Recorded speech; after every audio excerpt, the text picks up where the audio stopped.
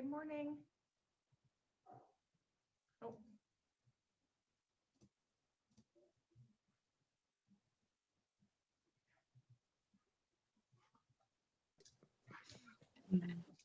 All right. So, as you all know, COVID has impacted every business, nonprofit organization, nonprofit and organization around the world. And we love seeing how resilient our very own businesses in Beaumont are as they pivot to maintain competitiveness and relevance in today's world.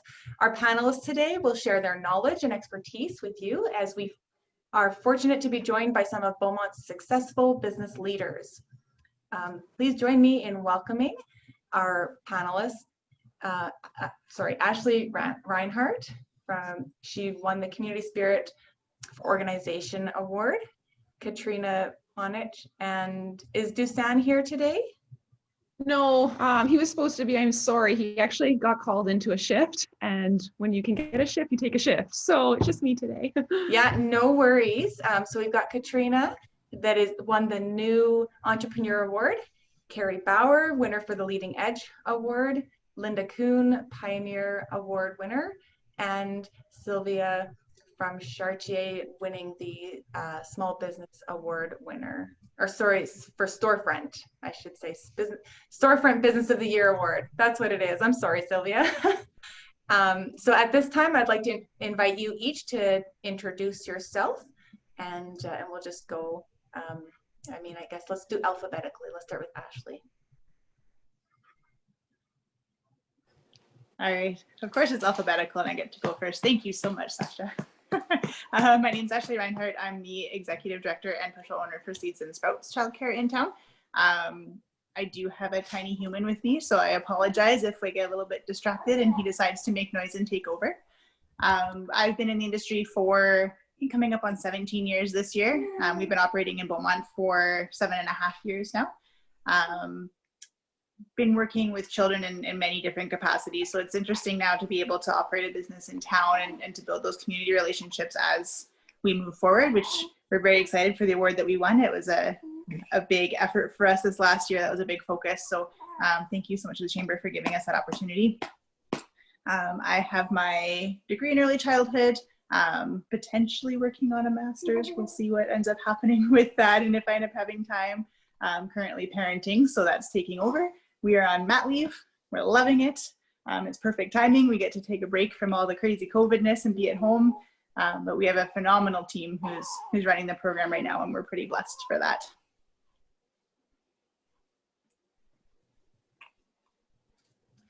Katrina, did you want to introduce yourself? Sure. So I'm Dr. Katrina Ponich. I'm the owner and one of the veterinarians at Range Road Veterinary Clinic, along with my husband, Dusan. We opened Range Road Veterinary about 1.5 years ago already, and it's been a really incredible experience.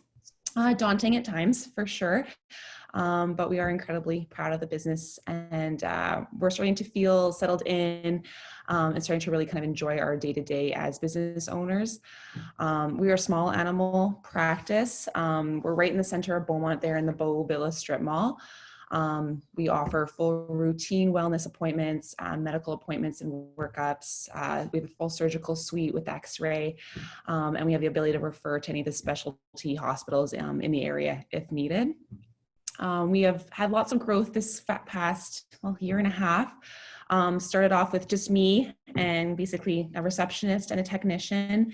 And at this time, we actually have 12 really awesome people that we employ. They become our family over this last year. And I think through the COVID situation, we've really bonded and come to kind of really learn how to work together. So it's been a really, really exciting kind of start to our business. COVID definitely, put a little bit of a spin on things for us, but we're getting through just like, hopefully everybody else, and we're enjoying the ride along the way. I'm Carrie Bauer. I have Soul House Suites here in Beaumont. I used to have the Crepe and Shake Cafe, but last fall we decided to pivot and come into Soul House and just do one thing all the time. And so far so good. I'm really enjoying it. I can continue to work with the people that I've established relationships with. We use Wigham spirits, and I continue to work with the produce in my own garden and put them into my chocolates, and it just seems to have really evolved into something that I love. So yeah, that's me.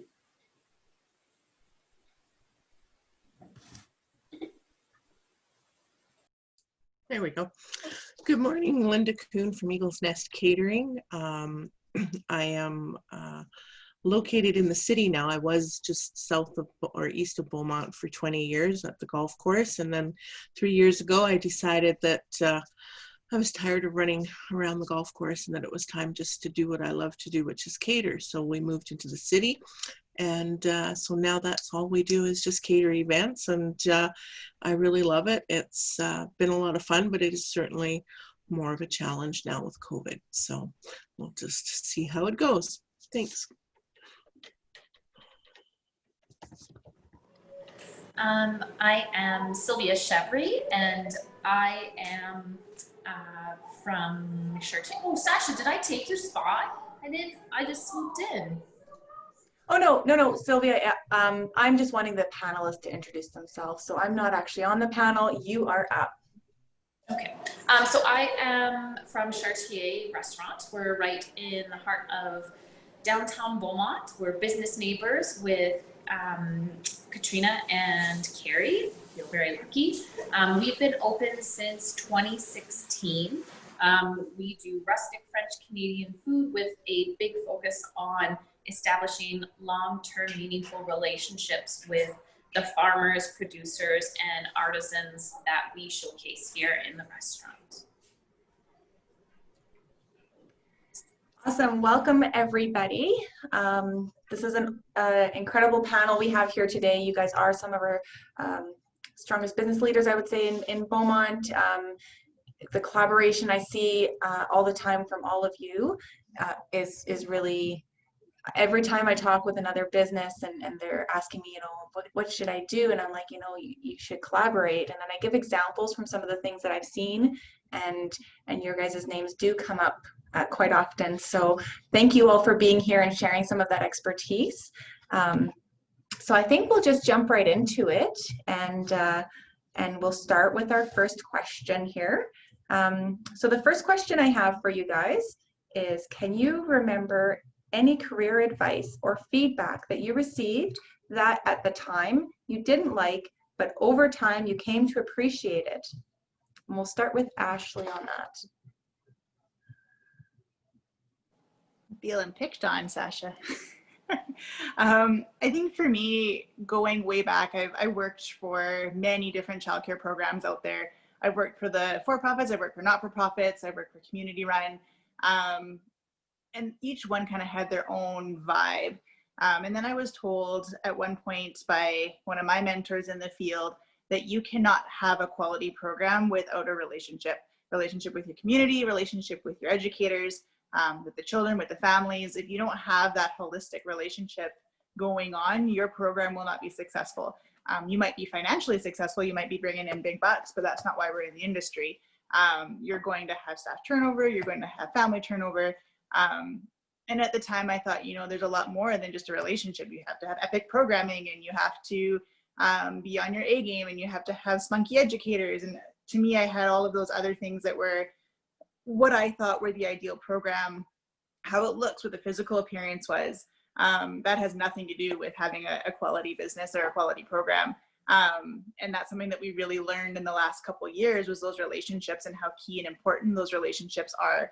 And it seems like that's kind of a trend in any successful business that I've come across, is those relationships and how you build those and how you grow those, nurturing those.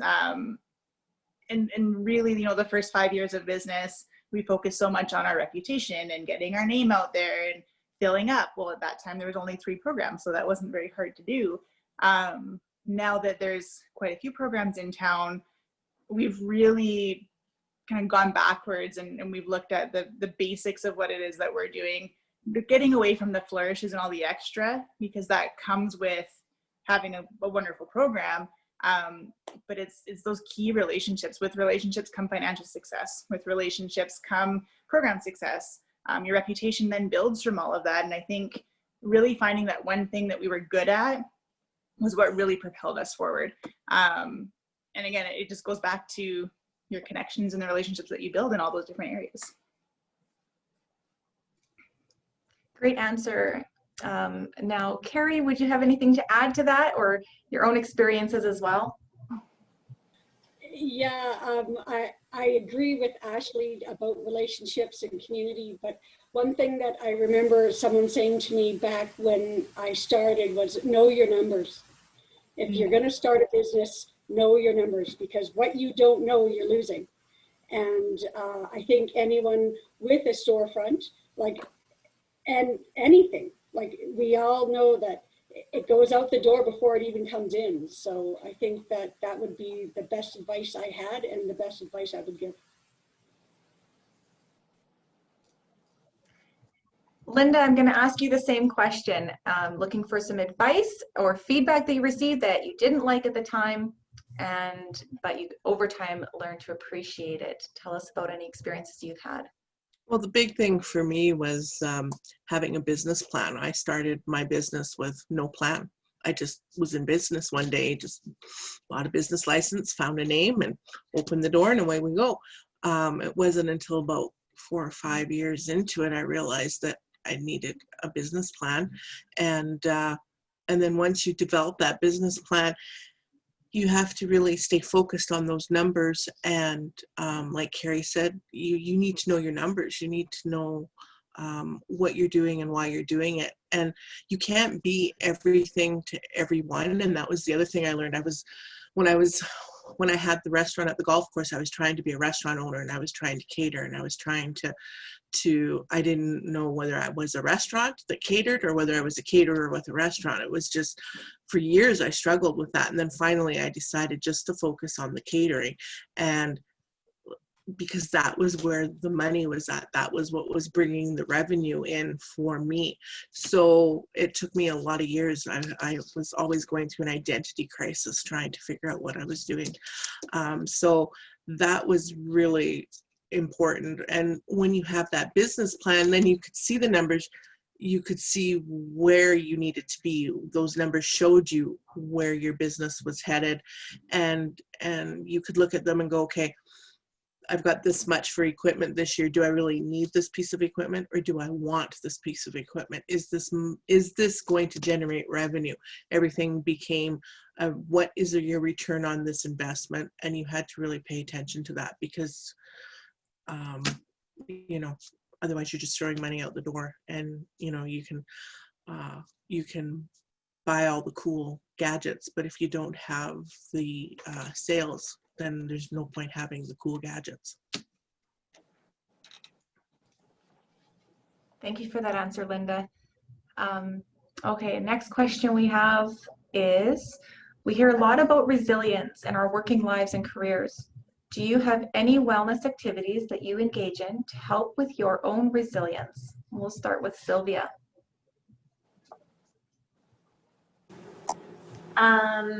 Yes, definitely.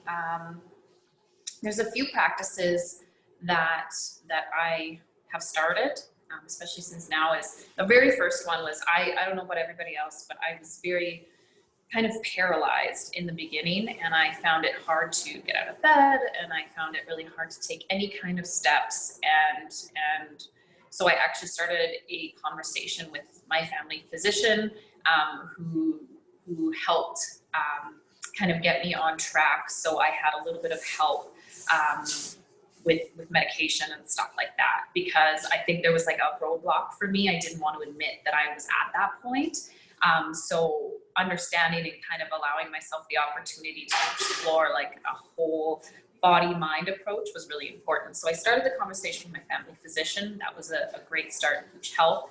And we are very big at Chartier on promoting mental health discussions. So talking to a psychologist regularly, making sure that I had tools in my tool belt and that my cup was full. Because when you're a leader in crisis, others are turning to you as the benchmark of when to panic or how to act or what to do.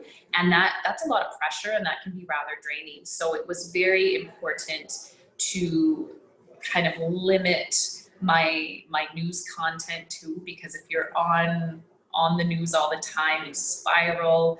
If you aren't doing these things, your own cup can drain super, super fast. So those have been huge helps. And then I also am reading this really awesome book right now, which I'm sure my team is so tired of me talking about, but it's called How to Think Like a Monk by Jay Shetty. And I highly recommend it for anybody that is looking for a really good read on kind of finding inner peace during crazy, crazy times. That's awesome, Sylvia. Lots of great advice there. Lots of, you've got a lot going on. I like your story, and thank you for sharing that. Kerri, I'm going to ask you the same question. Do you have, when you're thinking about resilience and working careers, what wellness activities do you engage in? Well, it's interesting because with COVID, all my children moved back home. So there were six adults in the house, all trying to manage their lives over the internet, be it with school or work. And so a lot like Sylvia, you become the one source, the pillar that everyone kind of comes to. And you have to make sure that your cup is full. And I'm big on mental health as well, but I find my biggest thing is just going back to what's important, and I go outside. I sit with my birds, I sit with the bees, and I just get my strength from the earth. And I really find that really got me through, because I would sit and watch the birds, and I know it sounds a little whack, but it's not. Like you watch how they keep on going. They're preparing for the winter. You watch the silly squirrel, and she's constantly going, and I just found that I just would sit and I would breathe, and I would breathe all that in, and I swear it doesn't cost a dime, and it is the best therapy and the best way to manage life. And if you can teach that to the people that you're surrounded by, then they're not taking out of your cup either. So it worked really well. I love that. I love that, Kerri. We all probably need to just get outside a little bit more. Thank you. Ashleigh, I'm going to ask you the same question. For sure. For me, the last few years have been very busy years. And I took a lot on, and I decided that I was going to be she-woman and I could do it all, and everything fell apart because of that. So something that actually one of my partners told me that really kind of hit home, well, there's two things. One, it's okay to not be okay, and to be okay with emotions and letting things out. Venting is fine, but you got to do something about it after. And that was the key point, is I can vent and vent and vent and vent, and be angry and be frustrated, but if I don't turn around and do something about it, I've wasted all of that negative energy, and I'm not putting it into anything that's going to propel me forward. And remembering that I exist for a reason. A lot of self-mantra talk, I think, is what I'm kind of getting at, are things that I've been doing lately. And we talk a lot about work-life balance, making sure you have your work and your family balance, but really it should be about a life balance, not specifically on one thing, because I can't focus 100% on work while I'm at work. It's not possible. I have kids, I have a family, I have other things going on. So how do I find that life balance in a way that's going to be successful for me? And so really taking time to digest what happens during the day, and then moving forward from it, really trying to look back inside, look inside myself, look inside maybe other people, recognizing other people are sometimes not okay, and maybe they're not okay is affecting my not okay, and that's also okay. So just really giving myself those internal moments, those internal monologues, the balance that we need, in finding that in any way that works best for me. Sometimes it's going out and riding my horse. Some days that's not a good idea. Some days it's just going in my room and playing games on my phone. Sometimes it's completely disconnecting. It seems for me to depend on the day and the time and what's going on in my life, what's going on psychologically in my life, but really trying to find that exit strategy in any kind of environment that I'm in that moment. I love Carrie's idea of going outside and listening to the birds. Sometimes those birds are really annoying and I don't want to hear them. But it's really looking at being okay with yourself, being okay with not being okay, and finding a way to get yourself around that curveball. Awesome. Thank you for sharing that. Okay, so next question, we're going to start with Katrina. And this is, how do you set yourself apart, or yourself or your business apart? I think we have really focused on the mantra, treat others as you want to be treated. We started by hiring really good people, people that work hard, they're invested in what we do and the type of service we provide. And I think they really believe in that mantra and our goals. When you have good people and they believe in what they're doing, it really allows you to trust in them, and you can delegate more and you can let them run with it. And this means your business can take on like their unique personalities and perspectives. And it really does create a more personable experience for your clients. You know, it's not that they're just building a relationship with me, their veterinarian. Our clients are building relationships with every member of our team. And I think the other big thing that we did that's a little bit different, it's a little bit unique in the veterinary world especially, is our clinic doesn't feel like a clinic. It doesn't feel clinical.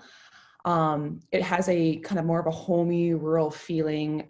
So when clients come in, you know, we're trying to help them become, you know, more relaxed and a little bit more at ease.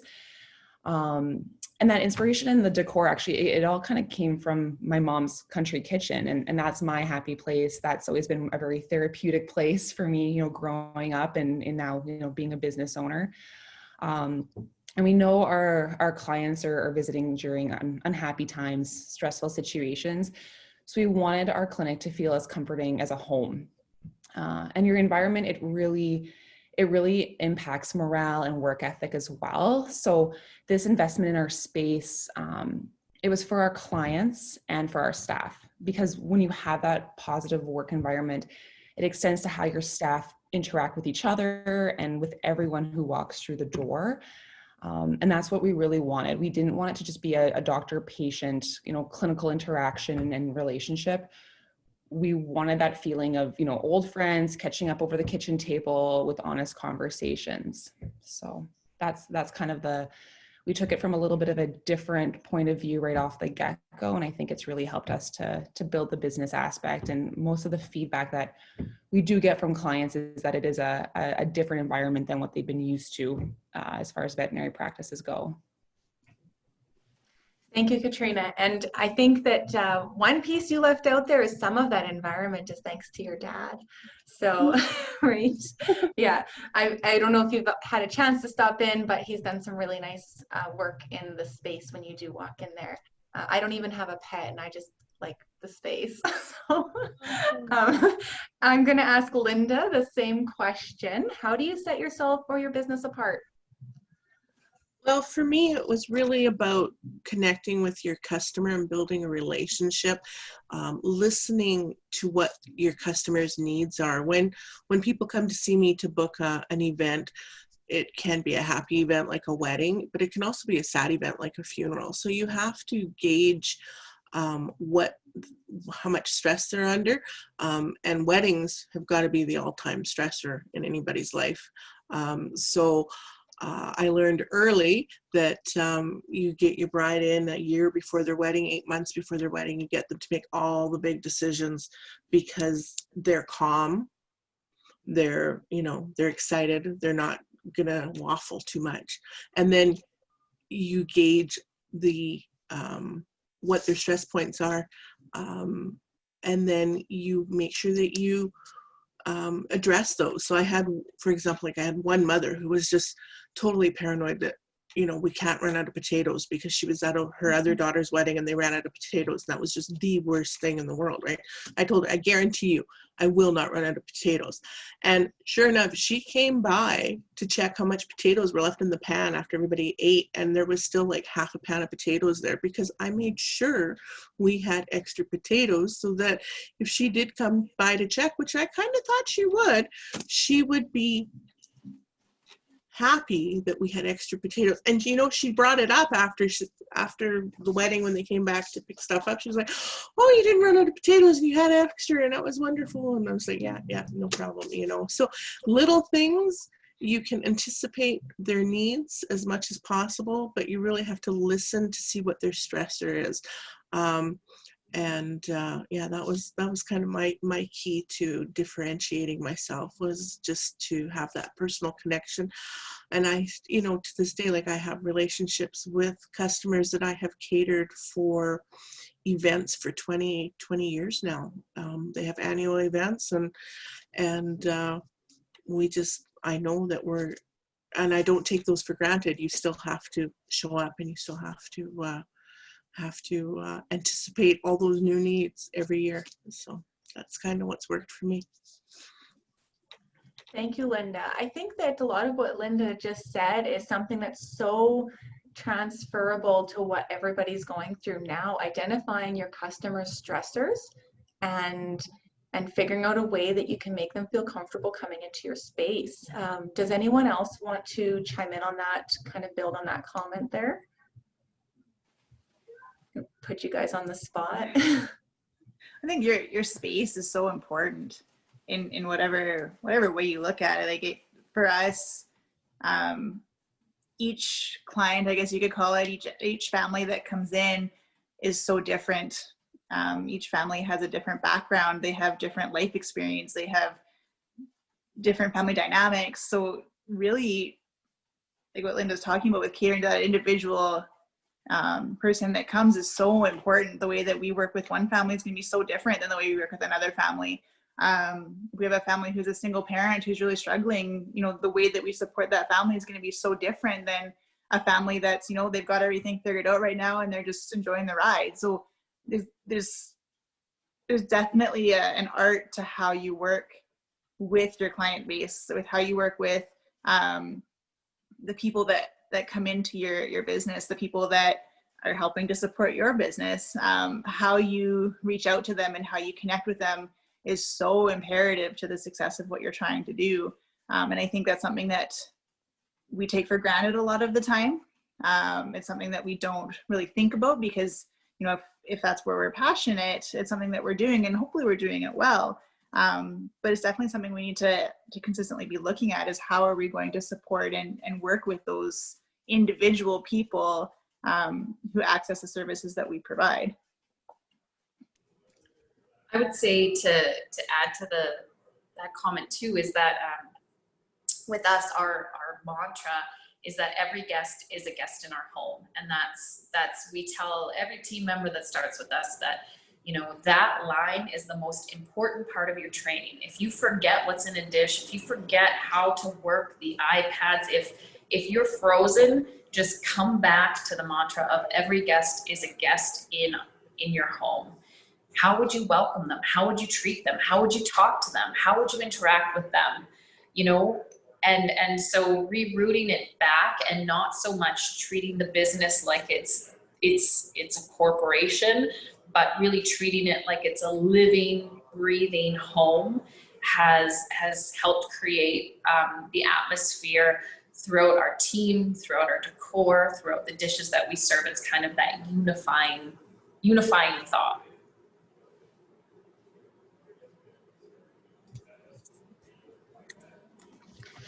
Okay, so the next question that we were asked is, what do you wish you knew before opening? What recommendations do you have to someone who aspires to owning a business, and what advice would you give them? So what do you wish you knew, what recommendation and advice? So we're going to start with Linda.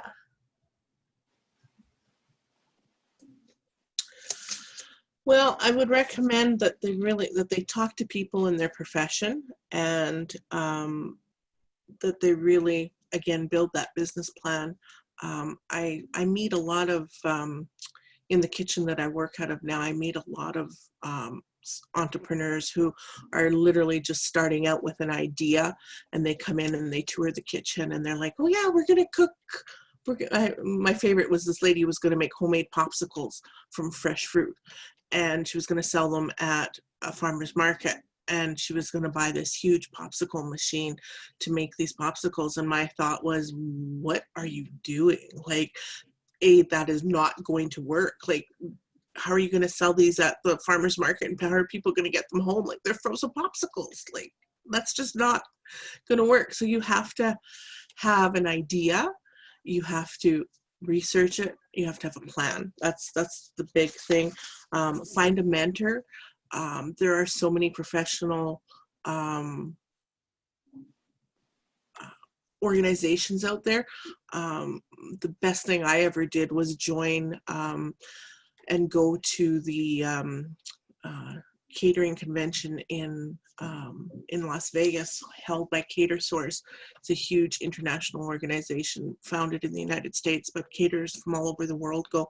And the education that I got, it was just, it opened my eyes. It was like, oh my God, like, it just showed me how many, what I was missing out on and what I needed to do to take my business to the next level.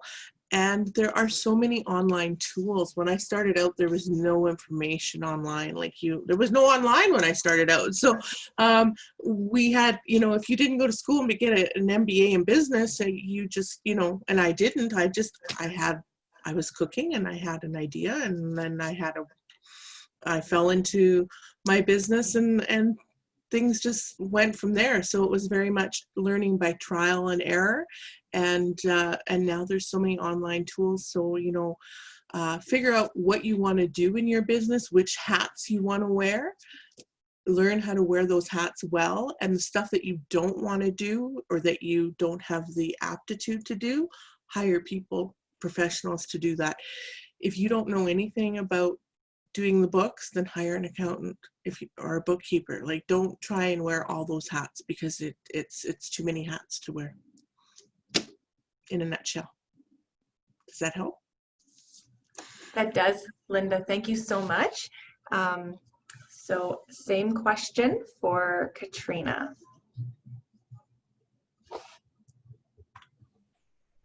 Yeah, so I agree with pretty much everything Linda just said there. I think the biggest 3 points I was going to kind of mention was just, you have to do your research. You need to build relationships and have mentors. And I think you need to prepare to be like the hardest working person in your business. So for the research aspect, like for us, we knew what our demographic was. We knew what made us unique, and we knew where we could fit into the market. And we did a ton of research and legwork before we ever first opened, because we wanted to make sure that essentially Beaumont could, keep us up and running, and there would be a need for us within that market. And it's overwhelming when you first start, because you are in direct, essentially, competition. Even though, there's other practices and they are your colleagues, you are competing to make your mark and survive. So we really wanted to know the ins and outs and make sure that we could start a business from scratch, and that there was room that would allow us to survive within this community. For the relationship and mentorship aspect, my goal was always to come back to Beaumont, and I really didn't know how feasible that would be. So we actually met with other business owners in the area to kind of get an idea of what it was like to own and operate a business within Beaumont. And actually, like Sylvia and Linda being two people who we've just built, Linda was like my second mom growing up. She mentored me in business since I was 15 years old and working for her for, 10 plus years. And Sylvia has been, a huge just support every time I have a question or a concern. She is right there and always willing to make you feel better about whatever you're going through. So I think having these relationships where other people believe in you and support in you is so huge in believing in yourself and in your business. And I was really lucky because having grown up in this community, you know, my brother and I, we were involved in tons of activities. My family worked in the community. So we were heavily invested in Beaumont, and we had essentially, you know, 30 years of relationships to draw on. So lots of those first people that came through their doors, and even now, they're friends of friends or friends of clients, or I realize, you know, I went to school with their cousin's daughter's sister, and it's as soon as there's a little connection there, it's so much easier to just, you know, get on the same page and work together and problem solve and sometimes what are stressful situations. So having those relationships with your community are so huge. And I think, you know, you really do need to be prepared to work hard, because even when the day is done and the clinic and your business is closed, there is still so much going on behind the scenes to keep it running smoothly, keeping your employees happy and taken care of. And it's just so busy. And I don't think, like, these last couple of years, I have not had work-life balance. It feels like the weight is on your shoulders a lot of the time. And my identity is so strongly tied to my business. So I'm constantly planning for it, worrying about it, and just thinking about it. And I didn't realize how kind of all encompassing it would be. So kind of going back, you know, I wish I had known all of that aspect of it, because I probably would have done some things a little differently just to prepare for that aspect. So. Thank you, Katrina. Kerri, same question. Just what recommendations would you have for someone who aspires at business? What advice would you give them? And what do you wish you knew before starting? Okay, so I'm going to just link this a little bit to the crepe and shake, just because I know that a lot of people that we have on the panel today have personalities, or not personalities, but they deal with personalities all the time. And I wish I knew that running a business and running staff was about managing personalities. And I think that was the hardest thing for me to really get my head around, because I think that that's what you spend the majority of your energy on. And I wish I knew that and would have done a little bit more to get management in place, because I don't think you can manage a business and manage all the personalities that are in there, because I don't know, with myself, I was working with a lot of women in a closed space, and you know, and a lot of young women. And so you're learning about them and you're teaching them. And so I think that that's a really big thing with your customers as well, like understanding who that, like what type of personality that is. And I think that really makes a difference. What I would recommend, or I think what I've learned now with Soul House Suites is branding. And I think I'll take that from Sylvia. Understanding what your brand means, what values that it's based on, and it gives you your identity of who you are. I'll go back to Linda, how you had said that you didn't know who you were. Like, were you a caterer with a restaurant? It's like, I was a window cafe that only ran half the year. I didn't know who I was, and then I would make chocolate. Well, now I make chocolate, but I do it out of the same thing. I still continue to work with the relationships that I did before, and I still continue to base all of my business decisions based on the values, along with working with the produce and sticking to what I know and what I love, and then I can continue. Like, it keeps me going. And I think that like, if you're not doing what you love, you're going to be miserable. And figure out what you love and focus on that, and then you can go forward. I think that's what I would recommend. And just because it's exhausting, I see that we're all mothers in this panel. We're all women in business, and we're mothers, and it's exhausting. And finding that balance, Katrina, is really difficult, especially when you're just starting out. And I'll go back to Sylvia. If you are not keeping your cup full, you're going to run on empty all the time. And then, you know, life isn't very good if we're doing that. So we really have to figure that out. That's some great advice there, Kerri. And actually everybody, that's definitely some key advice. Thank you so much for sharing that. Next question I have is, have you ever taken a big risk in your career, and how did you embrace that risk or at least push through it? So we will start with Kerri. We'll put you back on the spot. Well, my biggest risk was pivoting. I walked away from the crepe and shake altogether. I thought that, you know, I built something that I was really proud of, but it's like, oh my goodness, what's going to happen? Will I ever have people coming back to me? But it was the best risk I ever took. And yeah, like, you have to believe in yourself.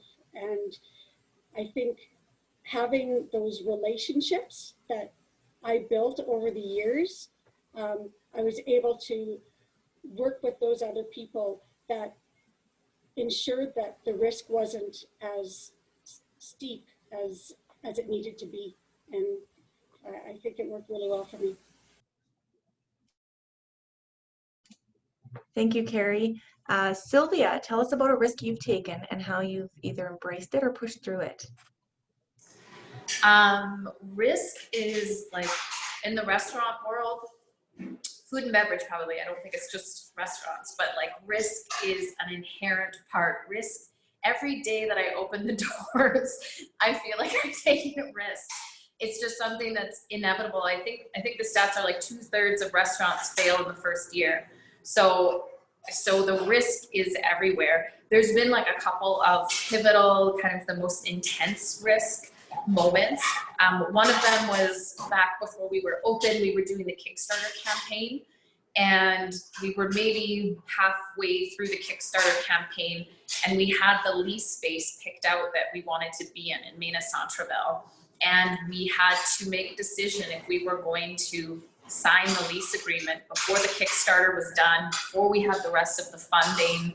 We were just kind of hoping and praying that it would happen, and we had to sign the lease and have a personal guarantee and all of these things. So that was a huge risk.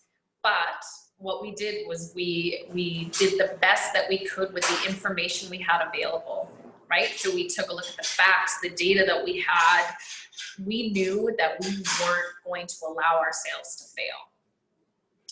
We were going to make it happen, and the data and the facts and these grounding things we had around us suggested that this was the right decision to make. Because if you wait for the chance for your decision to be 100% fail-proof, you will literally never make a decision, right? Like, it's kind of like that thing. If you're deciding to have kids and you're like, well, we just have to find the right moment. Guess what? There's never a right. There's always a reason not to. There is always a reason to. So you just have to kind of like put your best foot forward based on the information that you have. So that one was a really big one. And then the other one was at the start of COVID. And I can just, like, I remember the feeling so vividly. It was the weekend right before the following week, I think it was on the Wednesday, that the government started putting restrictions in places for restaurants and other businesses. And on the Friday, I remember gathering my team, because you could see the information building. We didn't really know what was coming, but it felt like you could see this wave coming towards you and you had to react to it. So we sat down with the team and we explained to them, like, look, things are going to change. Who you are in the coming days is a true definition of who you are as a person, right? We're all going to be incredibly challenged. We have to be very careful. We're going to get through this together. We'll figure this out. And over the weekend, I had that weekend off, and I started talking to people that I respected in other industries. I started paying attention to the news in a different way. And after long discussions with my husband, my business partner, and our team, we decided that we were going to stop in-house dining prior to the government making those changes. Because at the end of the day, we kind of fell on this point that just because we can doesn't mean we should. And that who we are is who we are when we're scared and when we aren't at our best and we don't have all the information. And so we felt that this was the right thing to do for us in that moment, in that situation. And at that point, we didn't know the government was going to be shutting things down. We didn't know what was coming next, but we knew that that was the right decision for us. And it was terrifying. So Sylvia, how, on that note, I mean, incredible story. Thank you for sharing that. On that note, when you made that decision and then a few days later found out that the government basically followed suit, how did you feel then? You know what, I don't know if I truly felt any different. I wasn't, you can't really celebrate that. I mean, it's a weird thing to be like, oh, good. Like, it was just, I knew that that was the right decision for us. And it was a signal, maybe it did reaffirm things a little bit, like, okay, I'm not crazy for thinking this way. Like, this is going to be bad. We are all in this together now. I think that was it. Like, oh man, like, we're really going to have to work together if we're going to get through this, because everybody is going to be affected by this. It's not just a Chartier thing. This is like a global thing. So I guess there was a little bit of a sense of relief that there was going to be a solidarity, that we were all, as business people, as entrepreneurs, and at the time I was kind of hoping as humans we would be kind of going through this together for the greater good and working together to make sure that we were keeping each other safe and that we were keeping ourselves safe. That was the hope. Yeah, so it's safe to say, as a business, you made your decision and you were confident in your decision, and then the outcome later really just made you feel like everyone was in it together. Is that kind of a summary? Yeah. Yeah. I like that. Yes. Yes. Do you mind if I would love to make sure that what Sylvia said there was, just because we can doesn't mean we should. Yes. We have to all continue to ask ourselves that. That has been the one thing I keep on hearing over and over, and it's coming from Sylvia. It's just because we can doesn't mean we should. And we should get everyone during COVID-19, during the pandemic, to ask ourselves that with everything that we do. I heard that too. I like that when I heard her say that as well. Thank you, Sylvia, for that. Yeah, and thank you, Kerri, for bringing us back to that, because I think that is a key piece there. So Katrina, I'm going to ask you the same question about taking a risk. And have you ever taken a risk in your career? And if so, how did you embrace it or push through it? Yeah, definitely in my career, like the biggest risk was opening a brand new vet clinic. I could have stayed an associate veterinarian for my entire career. I'd have been probably very happy doing that. You know, I had a great job. I had great clients that I loved. But it came down to, like, I just really wanted to come home to Beaumont. So initially we actually had reached out to other practices in the area to see if there were partnership opportunities available, because we knew a new build was going to be just a major undertaking, and we didn't know if that was something we did want to take on. You know, moving into a partnership would have been a much more comfortable kind of initial step. So then when we discovered there really wasn't that opportunity, we decided, well, if we want to do it, we're going to have to do it on our own. So it was really hard to leave, like, job security and take on that new kind of enterprise that has no guarantees. But we are grateful, it is currently working out. I think we're still a long kind of way from feeling safe. But we're very grateful and very privileged. Like, my husband still has his job through COVID, through everything. And it's a job that, he's been able to financially support us for the last few years while I kind of take off on this dream of starting my own practice. And I'm very grateful for him. And we've joked a lot that really all I brought to our marriage was a heck of a lot of student loans and student debt, and now some business debt. So I'm lucky that he still loves me and sticks around. But I think we both know that even though it was the biggest risk in my career, it has the potential to, have long-term payoff. You know, it brought us back home, and we're happy to be home here. And it is, you're playing the long-term game essentially when you open any type of business. I'm pretty sure everyone on the panel here can relate to what you said there, Katrina, as far as opening a business and the risk that it takes. You're very early in your business, so I can see that you wouldn't feel fully out of the clear yet, but well on your way. And I have a follow-up question for you. What was your first win that made you feel confident you were doing the right thing? Oh, honestly, referrals. Like our entire business has 100% been off of personal recommendations and referrals. Even in our first few weeks that we opened there, we saw growth, and it was 100% based on personal recommendation from someone who had been into the clinic the week prior. Then they told a friend or a family member, and all of a sudden, you know, they were coming to visit us a week or so later. Word of mouth is so important for any new business, any business period. We didn't have a budget for marketing and advertising. Rookie move. We should, you know, we should be doing those things. But we've relied so heavily on Instagram and Facebook to kind of get, you know, our brand and who we are out there. So when we saw growth and we were consistently getting referrals and positive, good reviews, that was a huge win for us. And truthfully, like if you want to make someone's day, find a local business and give them an awesome Google review. Because I read through those reviews all the time. It reinforces my confidence that we're on the right track. As a group, we celebrate every good review, every card that we're brought, every treat that we're brought.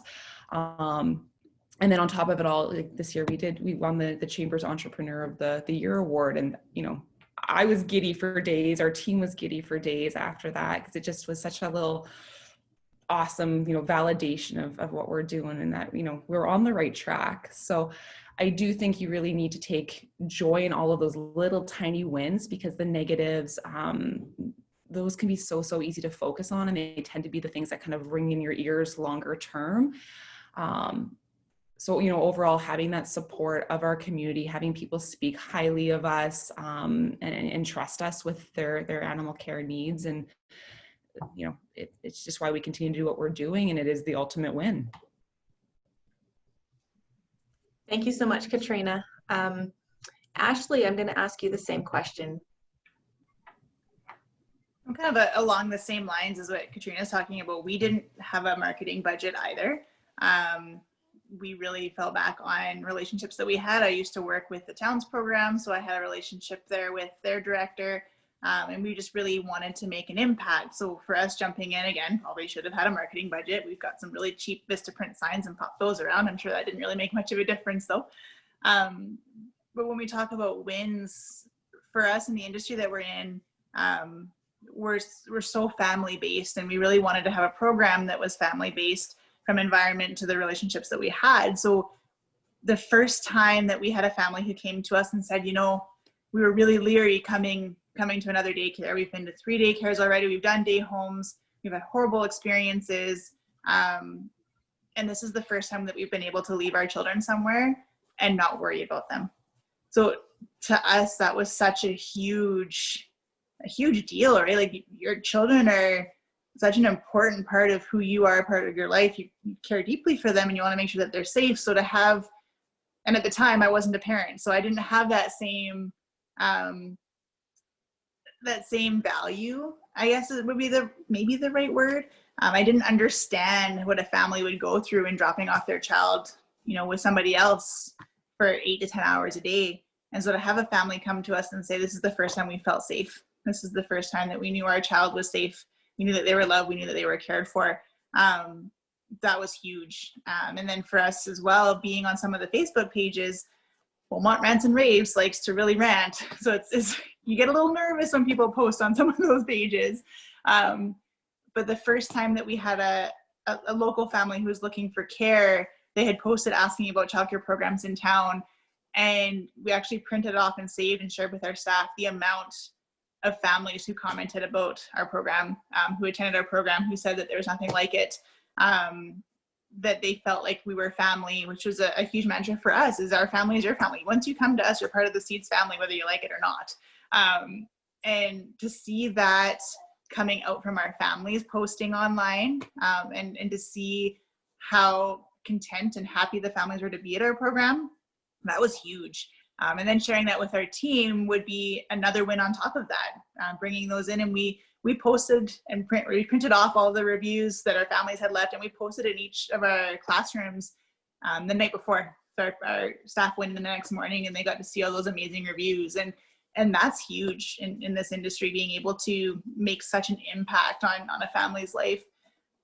So that was cool, like being able to see the impact that we worked so hard on, to see the value that we had placed in early learning and childcare being flipped over into the family's world, and then for them to share that with other families, to give that confidence to them.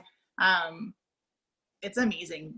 Facebook is a fickle thing, but to see the positivity coming out of it was pretty cool.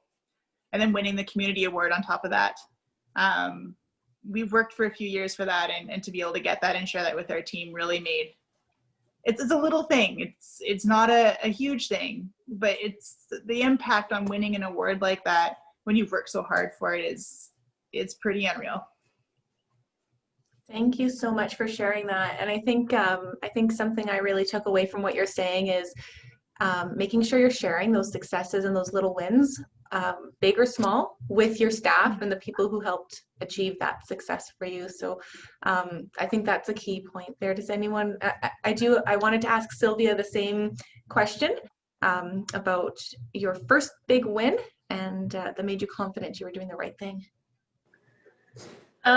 So we were very blessed when the Kickstarter win was a huge, you can't ask for a much bigger win than that. The community, came out loud and clear that they wanted us to join the business community. We made some great food lists in our first few years as well. But I was very insecure. Reviews, I also read them, and they come and go. You'll get these highs where you're like, oh my God, we're killing it, things are awesome. And then you'll have like 30 of those.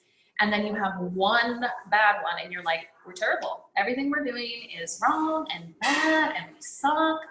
And so the reviews, you can't basing our success on reviews. While they're helpful and we gave insight from the positive and not so positive ones, that still wasn't giving me a sense of that benchmark or we've made it. And financial wise, if you want to be rich, don't open a restaurant, because that's not really what it's about. So it's benching my success on financials was not the right fit. And it's only been in the last probably, 8 or 9 months where I've really found the right spot that feels successful for me. And success in my business is seeing the development and growth of the individuals who work with me. And when I put my benchmark of success there, they are a reflection of what I'm putting into the business, right? Like, I don't think that if I was a terrible human, I don't think that I would raise incredible employees. I just wouldn't. It translates. If I'm not doing well, if I'm not feeling good, that's going to translate into how my team is growing, developing.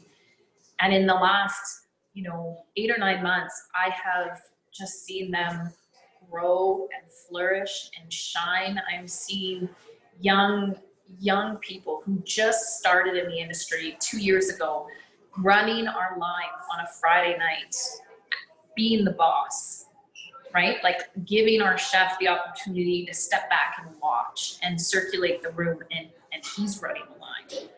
We went from having I was the only female on the management team.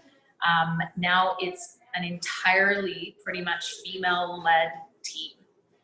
Seeing women step up and take on really huge roles in a male-dominated industry and owning it and killing it those are my moments where I'm like, you know what? We're doing good. Things are successful. We are successful because our team is successful. Thank you so much for that, Sylvia. So the next question I had for you was, to what do you attribute your success? You kind of answered that. Did you have anything you wanted to add? No, I think it's really about our people. I mean, I was very, in the beginning, I was so focused on working in the business. I thought I had to be in the business all the time. And I didn't really understand the concept of working on the business. I thought that I could affect the most change by being in there all the time. And it's only been recently that my team has really allowed me and pushed me and shown me that it's time for me to stop working in the business constantly and spend a lot more time working on the business. But if I didn't have them, I would just be constantly kind of spinning. I would just be doing the same thing over and over and expecting a different result. And it's because of them that I can have kind of a bigger peripheral view of what's going on and make smarter, more strategic decisions about what's happening. I love that. To transition from working in the business to working on the business. I think that is some fantastic advice there, Sylvia. Linda, I'm going to ask you the same question. What do you attribute your success? Well, really, I think it goes back to my mom and dad and the way they raised me, and that by their example, hard work, you weren't going to get anywhere in life without working hard, and that nothing was given to you. It was, you know, you couldn't expect that things were just going to fall into your lap. You had to work for them. So that's really my core value. And opening your own business, if you think you can open a business and that it's just gonna be roses and sunshine and you're gonna be able to do all the fun stuff, like, it takes a long time, and you've got to be working in your business and on your business, like Sylvie said. And that's hard to do because you are so excited about that business when you first started, and you're like, you're cooking in the kitchen, or you're seeing patients, and you're making chocolates, and you're doing all this fun stuff. But then it's like, oh my God, someone's got to do payroll, and someone's got to do this, and that you've got to culture those relationships with your suppliers and your staff, and one of your staff members is having a mental moment, and you've got to deal with that in a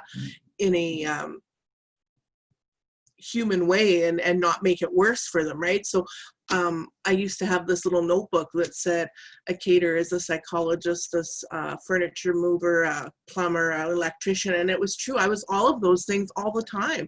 Like, when you have your own business, you wear so many hats. So yeah, and I think the one thing that I learned, and I don't even know if I'm answering your question anymore, but it's come up here. Don't be, as women, we beat ourselves up big time because we are trying to juggle all those things. We're moms. And I always felt like my business was my third child, and it was the child that couldn't be ignored, because if someone called in sick, I might have to fill it in the kitchen, or I had to do this, or I had to do that. There was nobody else to do it because there's only so many people in the pecking order, and you've just got to do what you've got to do to make sure that that banquet runs smoothly, or that whatever, that shift runs smoothly. So yeah, your business is really your third child, whether you wanted a third child or not, and it's the one that you can't ignore so much. And your other children may suffer because of it, not suffer in a negative way, but at the time when you forget to bake cupcakes for school and you're sitting in the parking lot crying with your children because you forgot to send cupcakes to school that day, which actually happened to me, you don't feel so good about yourself. You feel like you're a failure, and you really have to cut yourself some slack. As women, like I say, we try and juggle all those hats. Yeah, so that's my best advice, is like, don't beat yourself up about it. And that work-life balance, I wish I would have tried harder to get that earlier in my career. So that's something that that I would highly recommend, is that you hire those people and you get those systems in place so that you don't have to be in the business, so that you can step back and be working on the business, still contributing to it, but being able to take care of those things in your life that are probably at that time are more important than your business. So yeah, that's. I wouldn't mind adding on, because I see that the B word keeps coming up, balance. Sometimes I hate that word. And something that I wish I would have recognized for myself earlier on, that balance, I think when we think of balance, we think of work and home life, and it should be equal like this. And that's the sign of success, that we have this beautiful scale that looks like this all the time.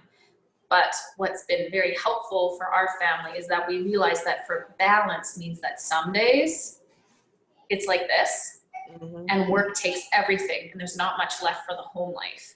But then there are benefits to owning your own business, because sometimes whoop, you have these other moments where, you know, your home life is up here and your work life gets to be put on hold in a different way that you otherwise wouldn't be able to do. And so I think that, you know, embracing the fact that our family life, our home life looks so much different than other people's. I would never book a event with somebody. I would never book a dinner out with somebody on a Saturday night, because I can't. That's not my balance. That doesn't mean that I'm out of balance. That just means that I have to embrace the shift constantly and hope that over the year, when I look at all of these and all of these, that maybe in the year or the 5 years, I end up here. And it's a juggling act, and you're right. And I think what you have to recognize, or what we have to recognize, is that having those out of balance balances is normal, because when you're living it or when you're looking back at it in a week, it might seem like it's not normal, but it is, and that's okay. And you just have to give yourself permission to realize that that's okay to be like that. Like it's not one or the other. It doesn't have to be equal. But I think, I don't know, maybe it was just the way, because there's so many hats you're juggling, that you feel that, you know, you failed somehow if you didn't have that perfect balance. So just cut yourself a break is my other piece of advice. Thank you so much. I love the free flow conversation there. I think that we gained a lot of expertise from you guys. Thank you. Kerri, did you want to add to anything? Yeah, I agree. Like I look back, I guess I have the opportunity now for my kids who have been raised in a family business that was out of our home, basically, because it was in our yard, to come back. And now that they're in university and they're talking about where they're going to go forward, they're able to take what we learned as a family running our business and go, oh, well, you know, this is what we've got to do. So owning my business has given them that experience to build on their lives as they go forward. And I think that is priceless. And I'll be the first one to admit that I never had balance. I would do my laundry on the 6 months off that I had, you know, because I never had that balance. But no regrets, because it's those life lessons that we learn in these businesses that we can share with others and grow. And I think that that's the best part. Thank you, Kerri. Katrina, did you want to add on to that? I don't know if there's anything that's been left out. Those are some really wonderful answers that really kind of hit the nail on the head. Yeah, I mean, the business definitely is the whole kind of idea of it being your child. Like we often talk to Sean and I about this being our firstborn, and much to my mother and my in-laws' dismay, it's the reason we haven't had additional, you know, little ones at this point, because this is our baby, and it's, you know, taken a lot to kind of foster and grow. I like to think that we are strong leaders, and we lead by example, and hopefully our staff do take cues and find things in us that help them get through their day-to-day and promote the business and build the business. But it really, like, it is our staff, the people that work for us every day that, you know, it's 100% them that deserves the acknowledgement. We're also very, very lucky, you know, the people of Beaumont have been very wonderful and have been open and willing to come out and give us a try as a new business. It's, you know, it's, when you've been going one place for, you know, 20, 30 years or whatnot, it's sometimes hard to give a new kid on a block a go. So, you know, we're grateful that people had an open mind about us. One thing we've tried to do within the business is we try and focus on FaceTime. So, you know, our doctors and our nurses spend a lot of time, you know, one-on-one with each client. And this means, you know, booking longer appointments and having better trained staff and building those relationships, which, you know, makes our jobs a lot more enjoyable. That's the fun part of what we do, is getting to know people and getting to know our patients. But it also has allowed us to, I hope, you know, perform on a higher level, and maybe has set us apart a little bit from other businesses. We're also, you know, hugely grateful to other businesses in the community here, because they've supported us, they've recommended us, they've boosted us up along the way, and that's been a huge portion of our success as well. So it really, it does come down to the people that work for you. Like our staff, they work so hard to take care of clients and their patients, and it is really awesome to see, you know, those clients, those patients give the love right back to them. Thank you, Katrina. Ashleigh, what do you attribute your success to? Everything's been talked about. It's kind of, I'm in the same page as Sylvia, where now I'm at a point where I'm able to step back a little bit. I have a phenomenal team, and I think something that we haven't really talked about was, our teams are amazing, but why are our teams amazing? What is it that we've done and we've put in to build up our teams? We've got 30 women working in a 5,000 square foot space. That's a lot of women. How do we foster their relationships to therefore then foster the business? What have we done to build up the business from the inside? And I think, you know, our team is so amazing, and it's grown, and it's taken us a lot of time over the last 7 years to really refine that, to be okay with maybe, you know, this person's not the right fit for the business, and this is why.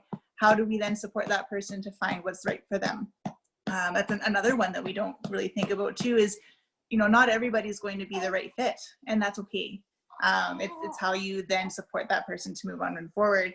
From a business perspective, I partnered with someone who had never worked in the industry before. He'd been working in oil field and whatnot for a long time, so I was looking for the financial backing. But at the same time, he has been the most influential on me from a business perspective. I've learned things that I never thought that I would learn. It took, and he'll be the first to say, it took about 5 years for me to get off my high horse and be okay with listening to him. And he let me fail, which I think was also huge for me. I needed my piece of humble pie to be like, you know what, no, I don't know everything there is to know yet. I need to listen to what other people are telling me. And he gave me that opportunity to try things. Sometimes I failed. That's okay. Sometimes I was very successful, and I got to go back to him and be like, no, I told you this would work, which was also great. But having that autonomy for me to be able to learn was huge in my personal growth, which then transferred over to the way that I treat my educators. I give them the autonomy to try new things.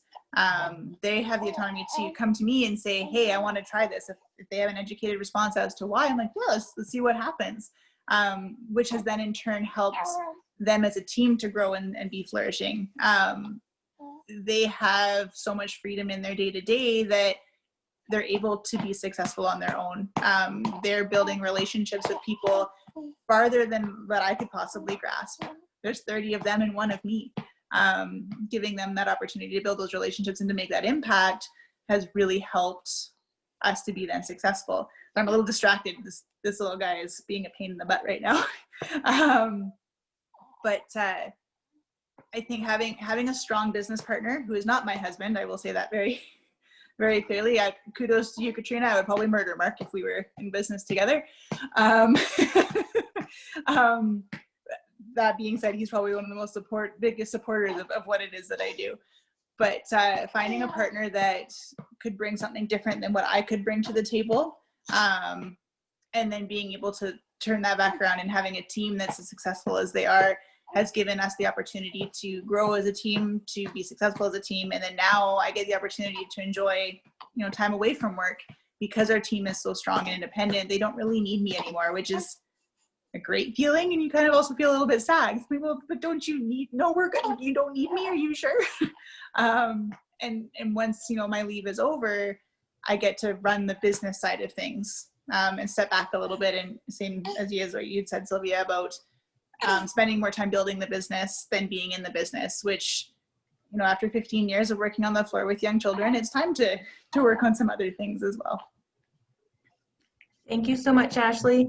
I have one last question, and it's for all of you. So I think we'll just allow you to kind of answer it as, just unmute yourself when you're ready to answer, and just have some free flow conversation. So the question is, what is the biggest challenge you have faced in the last 8 months? How did you, or how are you overcoming it? What is your biggest piece of advice for those who have also faced challenges due to COVID-19? I'll unmute and I'll go. I think for myself, my biggest challenge was that I get in front of the people. I like to share what I create, and I need people to taste it for them to buy it. And the biggest challenge is right there. Like, we're not seeing anyone. I can't get out and do tastings, but yet I had to think about, well, how am I going to do this? And with COVID, it was suddenly, it's like, oh, wait, I have lots of relationships that I've built over the years with people that have storefronts, and we can still get our product in front of customers.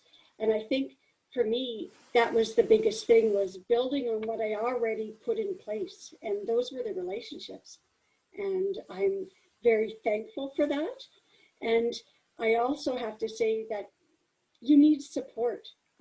When COVID hit, I was just going to shut my doors and not contribute to the chaos.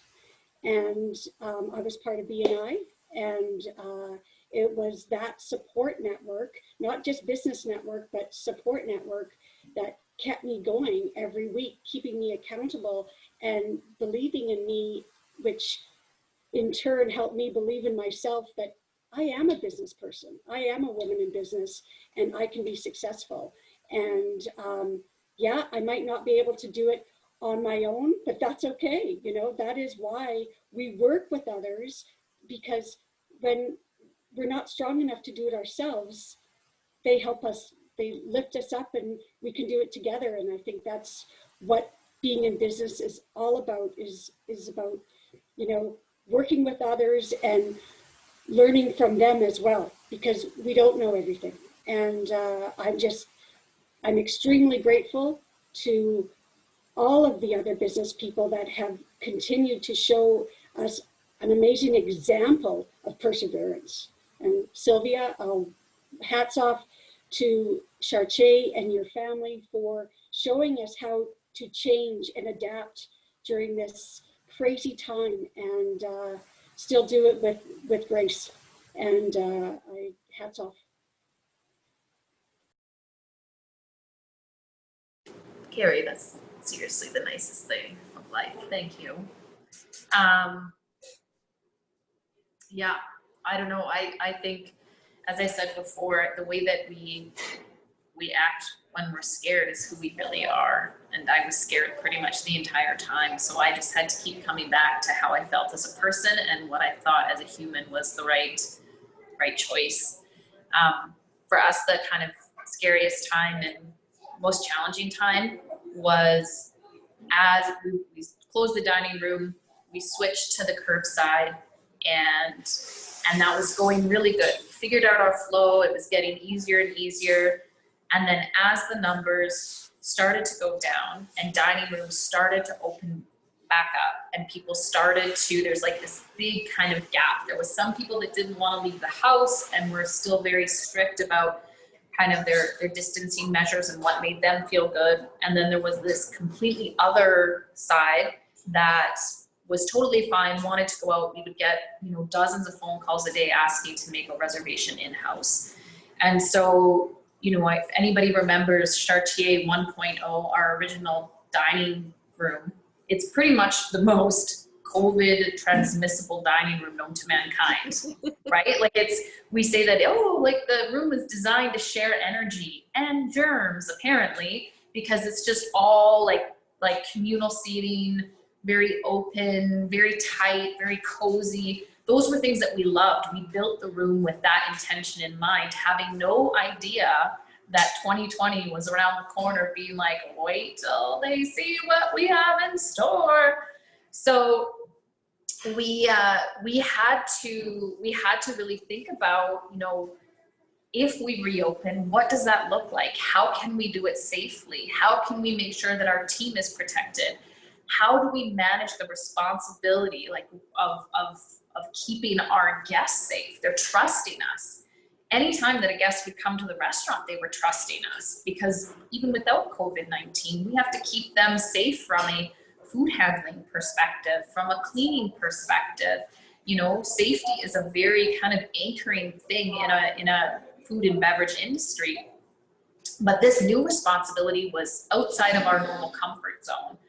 So we had to say, look, if we're going to open the room, we have to make an investment into adapting to this current situation, which probably will be going on for a while. So we had to make the decision to make a really big investment into completely redesigning the space to balance the safety of dining, but while also protecting the environment of losing yourself in the moment. If we just put up plexiglass screens everywhere, that would not feel right to us. That's the opposite of Chartier.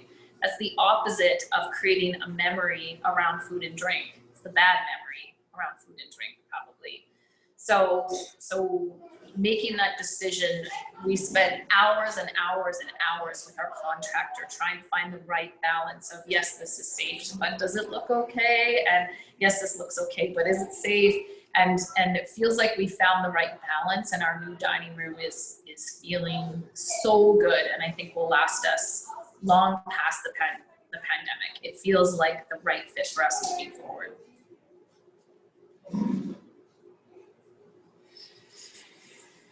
Yeah, and I kind of building off what Sylvia was saying there, I think that was really the hard thing, was kind of balancing that safety between clients and staff and still providing service if you could. And for us, we were very fortunate, we were declared an essential business, because actually leading up to that point, we had clients calling, kind of in a panic, sick animals, chronic medication, chronic checks. So that kind of brought a new dynamic to it as well, where, we were fortunate from a business standpoint that we really had to stay open. And then even from just the humanity aspect, we needed to kind of stay open.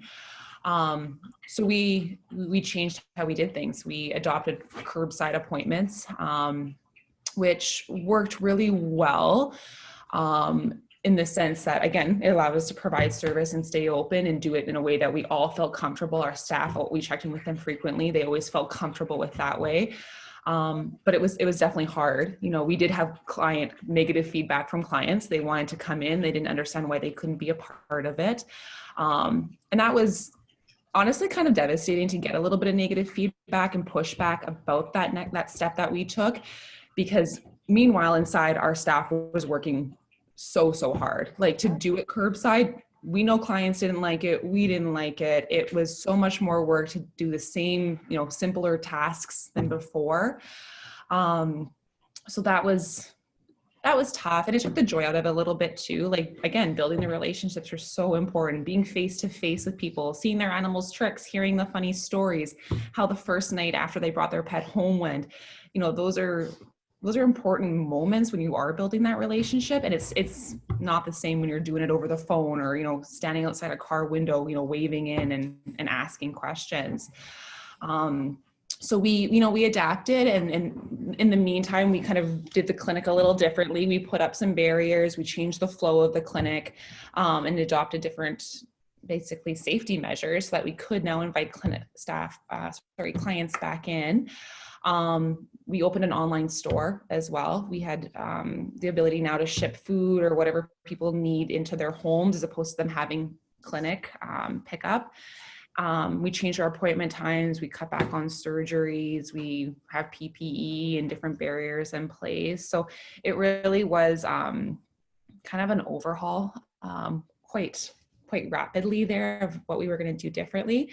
And I think in the business aspect, period, financially it's crushing, emotionally it's crushing, mentally it can be really crushing, and we knew it would be hard, and our business is still standing. So I don't know how we would be coping if we had to close our doors. And honestly, that's so scary to think about. And that's the reality for so many businesses right now. So, our hearts go out to the businesses in our community that are going through that, because there isn't an easy solution, and it is really scary times for everybody. And if there's anything, we can do to help support you or promote you or something like that, please feel free to reach out, because I do think, we are all in this together, and having a stronger business community is going to be huge for each individual business within that community. So having you guys here doing well makes us better, makes us stronger. And if there's anything we can do to help with that, please reach out, let us know. We can jump in on that as well. Like we had to close for about 3 months, which was a blessing in disguise in some ways. Schools get to close for the summer. We don't often get that. So it was exciting to have that downtime. But at the same time, there's the business aspect that we really had to look at. And once we were able to reopen, how is that going to work? You cannot have 6 feet of you can't have that space between you and a small human. It doesn't work that way. Children need contact. From a mental health perspective, we can't wear masks all the time. Children need to be able to see our faces, especially when they're little. It's detrimental on their growth and development. So how do we mitigate the challenges, the scary parts, while still being able to operate a program that's going to meet the needs of children and families? It was a challenge for us. And for us, we have going back to our view on relationships, the same as Katrina, we've got an open door policy. We want families in our space. We want to talk to them at the end of the day and let them know, how their child did, and share the stories about, Corbin, share the stories about, the goofy story that happened, and the successes that they had, the challenges and how they overcame them. How do we bring that back into what we're doing when we have to have social distancing in place, when we have to have PPE, when we have to have all these extra cleaning chemicals, and you have to take away certain things from the spaces that could potentially be an area of transmission, when that big comfy couch is an area where families would come in and sit down with their children and read a story in the morning. How do we bridge that gap? And we just only recently started allowing families back in. So we would, we would meet them at the front entranceway. We'd go through the screening with them, and we'd have to take their child to their classroom, which is so far away from anything that we would have ever wanted to do. And it was hard. It was hard to try and meet those needs. When we were closed, we relied very heavily on government supports. Because how else are you going to pay your lease when you don't have income coming in? And we had no other way of bringing in income.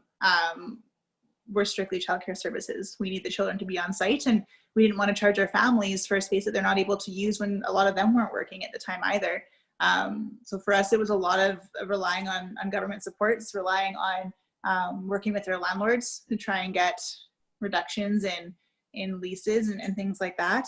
The biggest piece of advice that we could give with dealing with COVID right now is taking it each day at a time.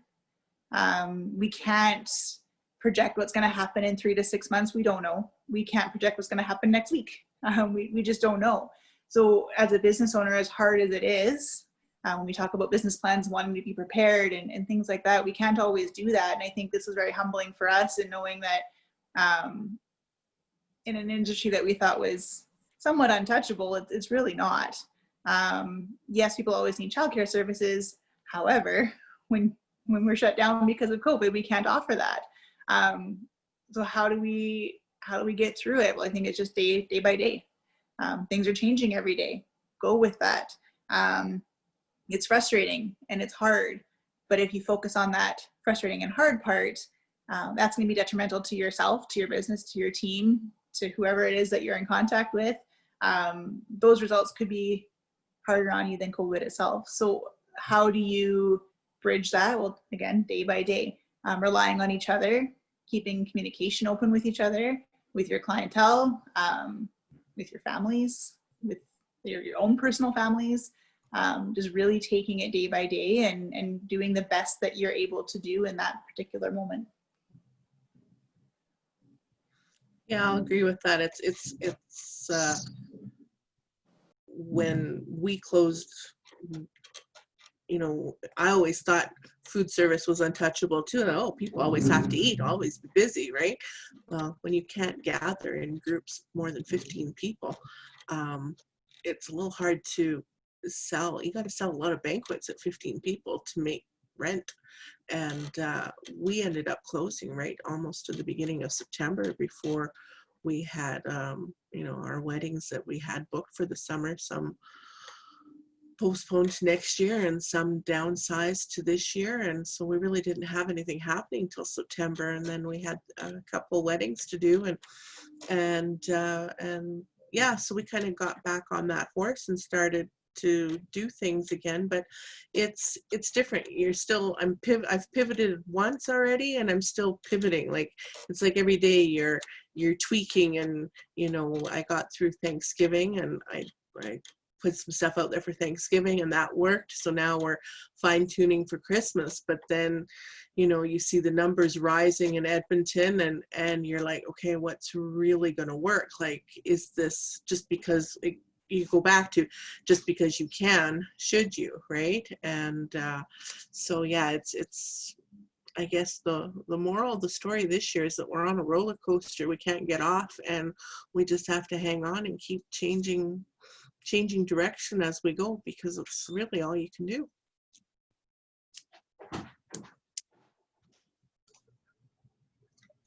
Thank you so much, everyone. On that note, does anyone else have anything they want to add? Any takeaways that you would like to tell another business owner? Anything at all? Or you think you've said it all? I think it's just one really quick thing to kind of sum it up. You've got this. You can do it. You've got a village behind you. We're all here to help each other out. If there's anything that this shows right now, there's 5 people here, and there's how many other businesses in town. We've got it. We'll get through it. We'll be stronger because of it. If I can say one thing, a year ago, I went to a conference in New York, and that's where I got this whole thing about pivoting. And I think I got this visual in my head about keeping one foot firmly planted so you can take a better shot. And that's what pivoting is all about. And build on your values, stick with what you know, and pivot, because you can take a better shot, and we can keep on going and keep the game going. So that's what I would recommend. Thank you, Kerri. Thank you, everyone, for joining us today. Some really valuable advice there, some great conversation. I can't wait to share this with all of our membership. So watch for the post on social media. It will be added to our website.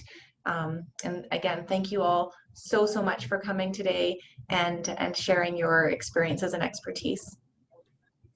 Thanks, Sasha. It was great. Nice to see everybody.